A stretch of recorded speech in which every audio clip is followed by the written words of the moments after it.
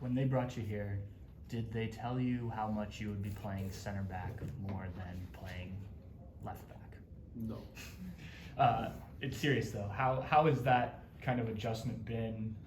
I know that's not, as you said, what you were brought here for, but you've stepped in and you've been able to play it well. How has that adjustment been from playing on a more attacking position to a more defensive position? I mean, it's been good. I enjoy it actually. I didn't necessarily expect it, but I find it interesting to be able to play in two positions. So I enjoy it. What would you say are kind of the biggest learning points you had to pick up and adjusting to a different role like that? It's about some positioning that the coach is asking for. As a fullback or a wingback, you're used to having the back on the line always, and here it's more centered, so you gotta watch a bigger angle. But that's it, and that's what he is asking, and I find it joyful to play there as well. I assume you would prefer to be on the left wing, kind of attacking more as you have previously in your career. You've been able to contribute offensively, 2 goals now. How quickly do you feel like the adjustment was to this team in terms of the role at left wing back? There's definitely things I can still learn that I have to improve on. I found it nice to start there, to play there, because that's where I was more comfortable in the beginning. But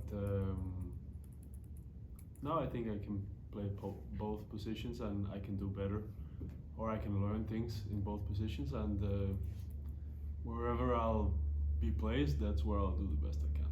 A lot of the guys in preseason, especially along the back line, talked about adjusting to Wilfried's system and kind of the demands of that.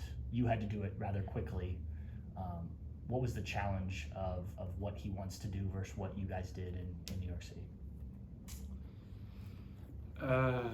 It's the challenge is some things that he asks, like when to play the ball, when to keep the ball more on your feet, not stress that much or not rushing it through, maybe that's more correct. But all the guys in the team are very good at helping and making you feel comfortable doing that, even though you're not used to it, but so that you feel that it's okay to do mistakes, because mistakes will come when you have to learn new things, and that's what comes, and that's what we got to learn from. So yeah, this team hasn't kept a shutout in a while, and I know there's obviously been a lot of transition on the back line due to injuries. How confident are you guys once you get players back in to where they are more accustomed to playing, that this defense can sort of produce at a higher level? Very confident. I even feel like that now, but I know there's things that we gotta do right, and trust me, we're working on doing that, because I actually feel confident now. Is it the mistakes that have led to goals? Are those things that you guys think, and obviously there's the ones like the passes back and things like that can be corrected, but some of the other goals that you guys have given up, are they things that are correctable in your mind? Yes. And things we should correct, and we're working to correct. For those of us who don't watch training and don't see you guys every day, what gives you that confidence? Confidence in that, defending. Like you said, like, I feel confident in the defense, and I feel confident that we can have a shutout and we can cut down on mistakes and things like that. What gives you that internal confidence that like the pieces are there and it's going to continue to improve? I think it's very clear on our roles and what we have to do, each individual, and obviously what we do in training makes me, I can only speak for myself, feel good about it. But then I know we lack it in the games, but I feel like we're so close, and some things just have to fall into the right place by keep working on it and keep believing in the way that we do it, and then it will come, I'm sure. The last 2 matches giving up goals late, what does that do when you play maybe a generally strong game, and then it's a goal late that maybe makes a difference. As a defense, what sort of impact does that have, and how do you make sure that doesn't become a thing where you're constantly giving up late goals? Because that hasn't really necessarily been a big problem. It hurts a lot. It hurts a lot because that makes you easier forget that maybe it was 80 good minutes and then you have Yeah.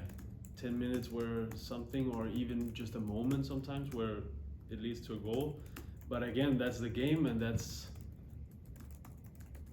what matters, because it doesn't matter to have 85, 88 good minutes and then conceding a goal. So that hurts, and that's what we talk about, of course, because it cannot be a thing, and I think it has happened too much, and we're working to find a way out of this. I cannot say it's just bad luck, because it has happened more times, but I feel comfortable that we are working on the right things to avoid this. And something has gone wrong, but I'm sure we all learn from this and we'll do better. But from being in the league, especially last year, the Crew had a knack for giving up really late goals. When you were playing against them and preparing for the Crew, how much was that something that you were aware of, that was a team last year that would consistently concede late?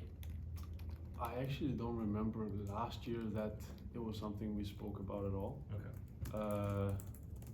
Luckily, because I'm here now. But yeah, no, I don't remember us talking about it in New York. What was it like to go back? It was a nice experience. It was a little bit emotional because it's all my good friends. I've been with them for 2 years, so it was very nice to be back to see them. But it is what it is. It's just a game against your friends that you've been playing since you were a kid. So, How much help has Steven been, especially since he's moved to the center of the back three? And I ask that because Wilfried talked at the beginning of the season about wanting him to be more of a leader, and that was something he admitted he wasn't vocally as comfortable with. How have you seen him kind of become a leader in that role? since I've been here, I've only seen him being a leader, and I feel it even more now when we're playing closer together because he's in the middle. So I feel him being a vocal leader in the game and outside the game also. Talk about some of the things that need to be worked on to cut out some of the mistakes. What have you guys been working on to improve the situational awareness, especially late in games? We're working on, one thing is the rules of each player. What are we doing? Are we doing, like, how are we defending in defending 1v1 versus the man, closing the crosses on, like, touching, being close to your guy, being very physical, but also like decision making in terms of, are we playing in front of our goal, especially towards the end of the game, or are we not? That is what we're working on and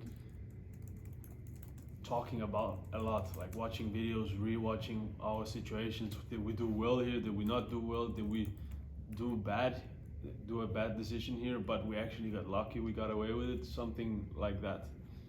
And that's what gives me the confidence that we're working in the right direction. And you got Nashville coming in here this weekend. Of course, you know the results of the last time you guys faced each other. Have you guys already started watching that game again to prepare for Saturday, or is it something maybe like Nashville's last game?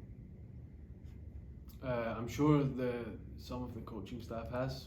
I, as a player, hasn't yet, but I feel like it's not been that long ago that I clearly remember the game. And we definitely have some revenge. We feel like we have to take revenge, or how to say that. Like we want a very good result, and